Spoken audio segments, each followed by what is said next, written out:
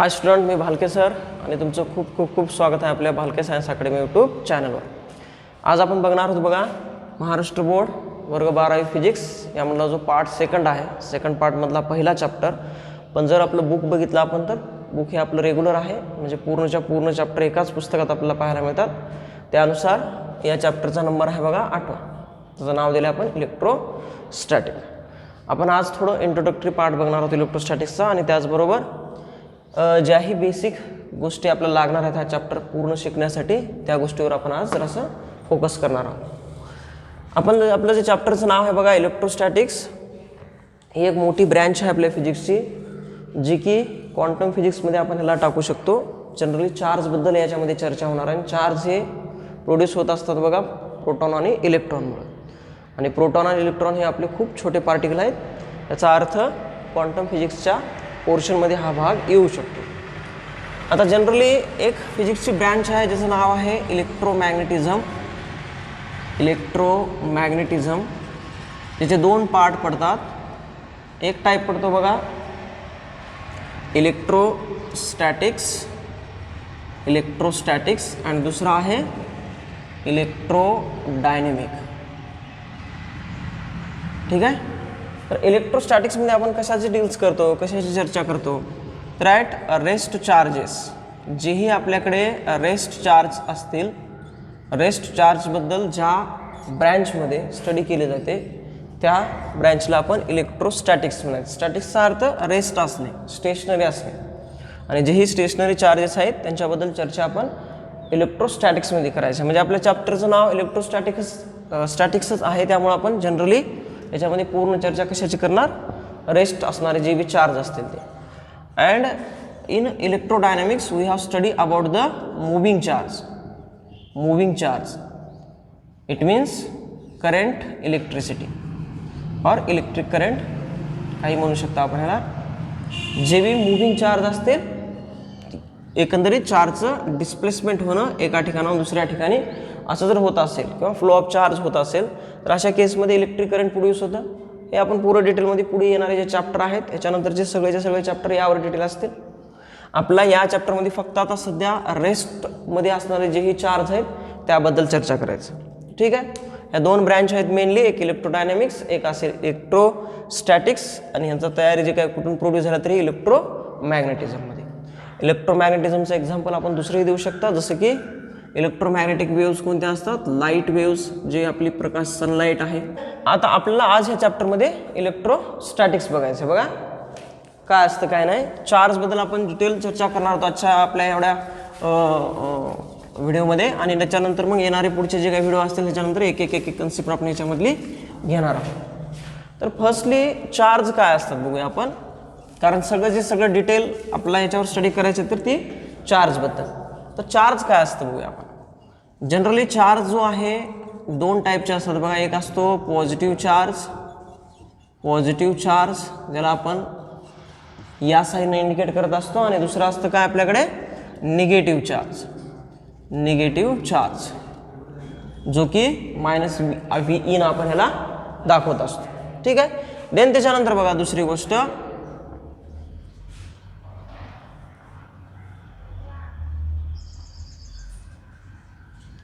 Okay, एक positive आणि एक निगेटिव्ह चार्ज असते. आता हे असतात कुठल्याही बॉडीमध्ये. जनरली आपला जो काही मॅटरचा लहानात लहान, ज्याला आपण स्मॉलर पार्टिकल म्हणूया, ॲटम म्हणूया. ठीक आहे. ॲटमपासूनच पूर्ण जे काही युनिवर्समध्ये जेवढेही आपल्याला मास पाहायला मिळतील, it should be made from the atom. Okay. आणि ॲटमचं स्ट्रक्चर बघितला तुम्ही तर सेंटरला काय असतं, न्यूक्लियस, आणि अराउंड काय असतात, ऑर्बिट असतं. ऑर्बिटमध्ये ऑब्व्हियसली आपल्याला माहीत आहे इलेक्ट्रॉन हे रिव्हॉल्व होत असतात, आणि सेंटरमध्ये काय असतं, न्यूट्रॉन प्लस प्रोटॉन असतं. इलेक्ट्रॉनवर निगेटिव्ह चार्ज आहे, प्रोटॉनवर पॉझिटिव्ह असतो. तर न्यूट्रॉन आपला कसा असणार, डेफिनेटली हा न्यूट्रल असेल. न्यूट्रल ह्याच्यावर कुठला चार्ज असतो, म्हणजे त्याचं काय काम असतं नेमकं, फक्त हा ॲटॉमिक मास जे काय असेल त्याचं कॉन्ट्रीब्युशन या ठिकाणी न्यूट्रॉनमध्ये आपल्याला पाहायला मिळू शकेल. ठीक आहे. आता जनरली ॲटममध्ये जर बघितलं तर आपल्याकडे पॉझिटिव्ह चार्ज आहे, निगेटिव्ह चार्ज आहे, but atom is a neutral. Atom हा नेहमी न्यूट्रल असतो. का, तर या ठिकाणी जेही पॉझिटिव्ह चार्ज आहेत आणि जेही निगेटिव्ह चार्ज आहेत दोन्ही तेवढेच असतात. ते एकमेकांना काय अपोजिट फोर्स अप्लाय करतील आणि जनरली जीही फोर्स असणार आहे एकंदरीत दोघांचा मिळून सेम मॅग्निट्यूडचा असतो. जनरली मॅग्निट्यूड बघितला तुम्ही तर एक इलेक्ट्रॉन किंवा एक प्रोटॉन याचं मॅग्निट्यूड जो आहे फोर्सचा तो असतो बघा 1.6 × 10⁻⁻19 कुलूम एवढा आपल्याला पाहायला मिळतो. ठीक आहे, याचा अर्थ या ठिकाणी समजा 10 इलेक्ट्रॉन असतील तर प्रोटॉन ऑब्व्हियसली 10 असतात.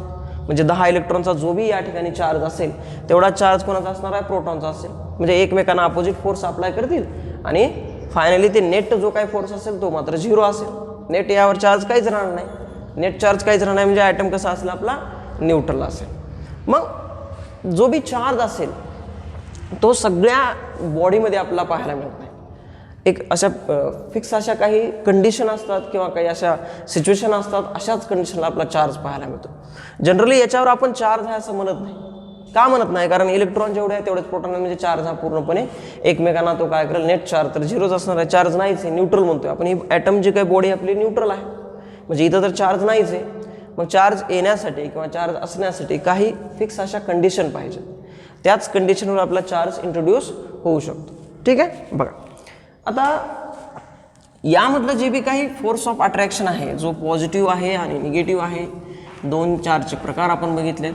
पॉझिटिव्हमध्ये बघितलं आपण, निगेटिव्हमध्ये बघितलं किंवा पॉझिटिव्ह निगेटिव्हमध्ये बघितलं. या सगळ्यांमध्ये कसा आहे फोर्स आहे. जसं की आपला कुलोम या सायंटिस्टनं सांगितलं की नेमकं किती फोर्स असतो कुठल्याही 2 पॉझिटिव्ह चार्जमध्ये किंवा 2 निगेटिव्ह चार्जमध्ये किंवा also in 1 positive and 1 negative. Then बघा काय सांगितलं त्यांनी. सपोज करा या ठिकाणी Q1 चार्ज आहे जो पॉझिटिव्ह आहे. ठीक आहे, आणि काही डिस्टन्सवर आपण Q2 चार्ज ठेवला आहे जो निगेटिव्ह आहे. या 2 चार्जमध्ये फोर्स किती असतो तर कुलोमनं सांगितलं आपल्याला बघा की फोर्स जो आहे is directly proportional to the product of their charges which means Q1 and Q2 and that force is also inversely proportional to the distance square it means 1/r square. हे आहे आपलं काय r या ठिकाणी जे बी Q1 आणि Q2 या चार्जमधलं distance असेल आपण अंतर म्हणूया. ठीक आहे, आणि या ठिकाणी ते कसं असतं इन्व्हर्सली प्रोपोर्शनल असेल. जर या दोघांना मी एकत्र केलं आणि कॅल्क्युलेट करून नवीन फॉर्म्युला जर आपण इक्वेट केला तर तो असा मिळेल आपला की F is directly or inversely proportional to the Q1 Q2 divide by r square. आता ह्या प्रोपोर्शन साईनला हटून तुम्ही कॉन्स्टंट घेऊ शकता. काही पुस्तकांमध्ये आपला C मिळेल, काही पुस्तकांमध्ये K आहे. काही पुस्तकामध्ये या ठिकाणी C कॉन्स्टंट घेतले Q1 Q2 divide by r square. तर काही बुकमध्ये आपला या ठिकाणी K कॉन्स्टंट दिसेल. कुठलंही आपण ठेवू शकता. जनरली Kच कॉन्स्टंट आहे, जास्त करून Kलाच ठेवायचं आपला. ठीक आहे, तर या बरोबर K Q1 Q2 divide by r square. या ठिकाणी K काय असेल आपल्याकडे हा कॉन्स्टंट असेल. ठीक आहे, आणि Q1 का हा एक चार्ज आहे, Q2 एक चार्ज आहे आणि r स्क्वेअर चार्ज आहे. आता या ठिकाणी आपला असा काही फरक पडत नाही बघा बाळांनो. या ठिकाणी प्लस आहे, इकडं मायनस आहे. जर समजा दोन्ही प्लस असते तरीही आपला जो फॉर्म्युला आहे तो एवढाच येईल.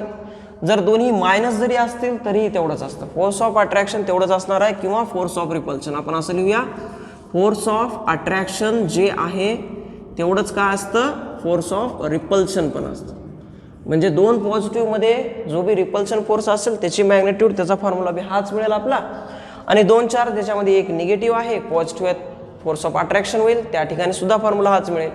या पद्धतीनं ह्याच्यामध्ये काही फरक पडत नाही की तुमचा पॉझिटिव्ह चार्ज आहे, निगेटिव्ह चार्ज आहे की आणि अदर अजून काय आहे का, काही याच्यामध्ये आपल्याला तेवढं विशेष फरक पडत नाही. सेम टू सेम सगळे फॉर्म्युले येतील. कुलोमनं सांगितलं हे सेम लॉ आहे. जसा ग्रॅव्हिटेशनचा तुम्हाला जर लॉ येत असेल तर कुलोमचा लॉ सेम तुम्ही याच्यावर काय करू शकता अप्लाय करू शकता. बघा पण काही आकडे चेंज आहे. तिथं मास आहे, या ठिकाणी आपण चार्ज घेतले, बाकी सगळंच्या सगळं सेम असेल. बरं, ह्या Q1मुळे Q2वर काय चार्ज असतो आणि Q2मुळे Q1वर काय चार्ज असतो हे बी आपण डिटेलमध्ये स्टडी करणार आहोत. पण आपला आजचा फक्त इंट्रोडक्टरी पार्ट आहे त्यामुळे आपण थोडंसं ओझरती माहिती घेणार आहोत. बाकीच्या सगळ्या गोष्टी आपण नंतर बघणार आहोत. ठीक आहे, चला तर आपण जरा असं काय बघूया बघा आता की चार्ज जो आहे त्याच्या काही प्रॉपर्टी बघू आपण. चार्ज पूर्ण आपला कळणं गरजेचं आहे. चार्ज कळाला तरच हा चॅप्टर आपला क्लिअरली कळेल, नाहीतर मग काही आपला समजणार नाही. कारण टोटल जो चॅप्टर आहे आपला चार्जवर डिपेंड आहे आणि चार्ज या चॅप्टरमध्ये आपले कसे असतील रेस्टमध्ये असतील. जो पुढचा चॅप्टर आहे त्याच्यामध्ये आपले चार्ज फ्लो होतील. त्याच्या पुढच्या चॅप्टरमध्ये आपण मॅग्नेटिझम बघणार आहोत. त्याच्या पुढं आपण चार्ज फ्लो झाल्यामुळं जोही मॅग्नेटिझम तयार होतो त्याची आपण त्या ठिकाणी त्याची प्रॉपर्टी बघणार आहोत किंवा तो जे बी काही इन्फॉर्मेशन असेल ते आपण त्याच्या पुढच्या चॅप्टरमध्ये घेणार आहोत बघा. तर या ठिकाणी काही प्रॉपर्टी बघू आपण.